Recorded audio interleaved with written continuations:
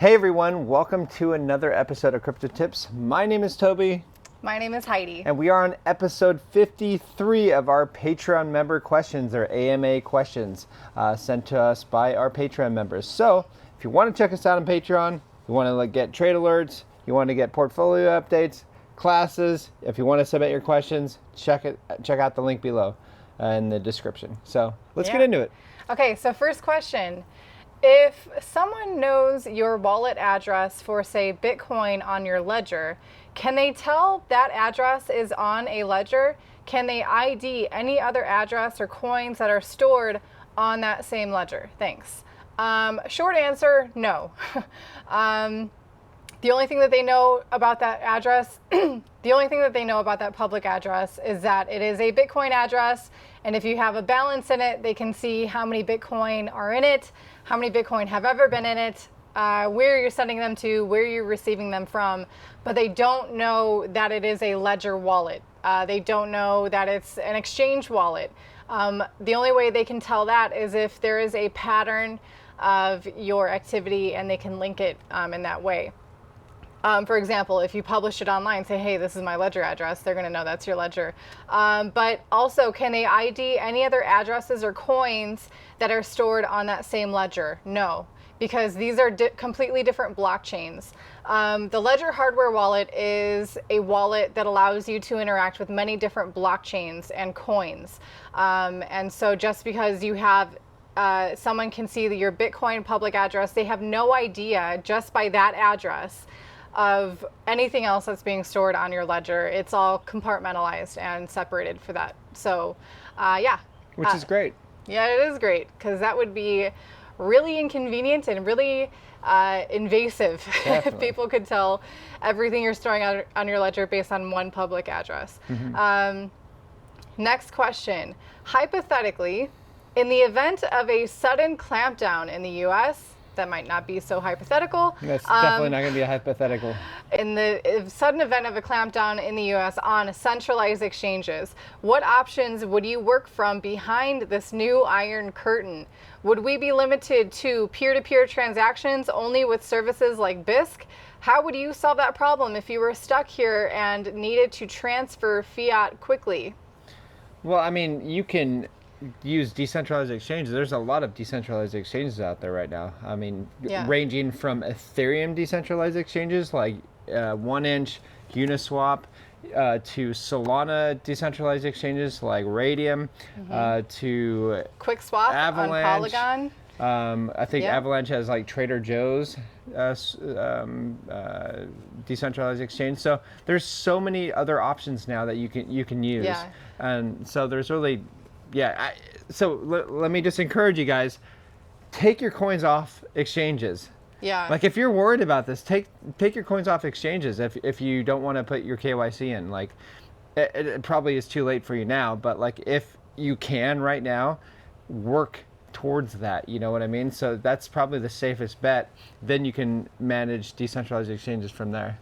And BISC, if you're talking also about having to deal with your fiat into crypto, and if you can do that without KYC, BISC, BISQ, is one that I've been talking about for a while. That's a pretty good decentralized exchange for that.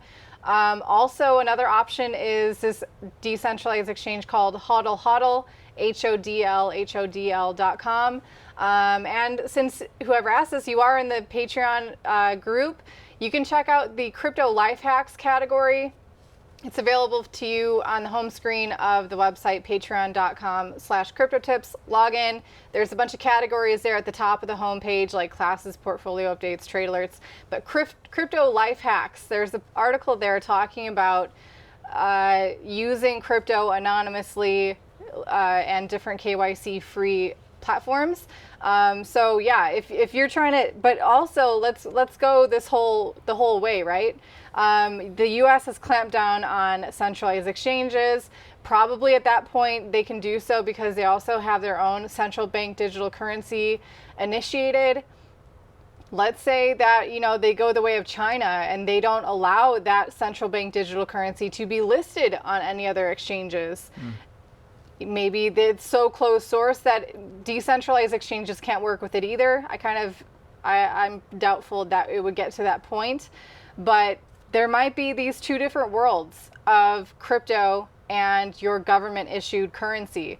So that's why we're always stacking sats. We're always stacking Bitcoin because, you know, not only just the long-term value and price appreciation, but also the tool that it is. And the fact that we can use it to interact with our value in a very free way. Mm-hmm. Maybe you're going to be in the US or in a country that has a central bank digital currency. You can only pay for things in that. You can only get paid in that. You can pay your taxes in it, pay for property and things in the central bank digital currency, but you can't buy crypto with it. So that's something a lot of people, I think, are going to be slow to waking up to, but it's going to be a rude awakening when that happens, if it does. It's a slippery slope, and it's definitely not out of the picture, in my opinion. This will definitely happen. Yeah. And you know where CBDCs will go. China is pretty much the poster boy for that. So in other words, like for instance, they have a expiration date on your CBDC, so they can literally turn off your money. Or your currency, I should say. Yeah. It's not money. And if they artificially if you're not a good citizen, or if they need to spurt the economy up again. Yeah, exactly. Artificially. Like, hey, you got to spend your money today. This is the last day your money's worth anything. Or currency is worth anything. And then however many years you spent saving that currency, you have to piss it away on stuff that you probably don't need, that you wouldn't want to buy anyway, because they decided that you need to spend your money. Yeah. So the Five Eyes will definitely do that. So you have the U.S., Canada, Australia, New Zealand, Great Britain, UK. Yeah, so that they will definitely go ahead and implement that, and they will be really harsh on you guys because they have the infrastructure to go ahead and carry that out, whereas a lot of other countries do not. They are slower to carry that out. So yeah, just be careful if you're in one of those countries. The crap's about to hit the fan really soon, I think. But when it comes to transacting in cryptocurrencies, crypto to crypto payments, peer-to-peer payments in a decentralized manner, that's what this space was created for. That is what this space is building towards, to be more user-friendly, to be more interoperable with other coins. And thank goodness it's developing and it exists, because can you imagine if we didn't have something like this for you to interact with and transact with, and you were forced to only use that fiat system? Bummer. Thank God we have this. Yeah. Freedom tool.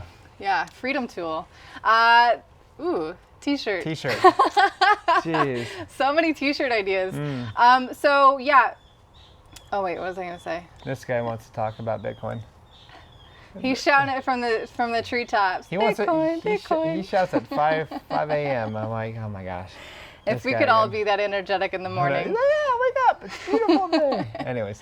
That's going to wrap it up for today's episode. Thank you everyone for tuning in. If you appreciate these videos, if you like these AMAs, hit the like button, hit subscribe to get your daily fix of all things crypto. You guys remember that catchphrase from back when I first launched this? 2016. I do. You guys in there? I'd hear it every friggin' time. Doing videos every day for you guys. All right. So yeah, see you guys soon. Stay disobedient. Bye-bye. What he said.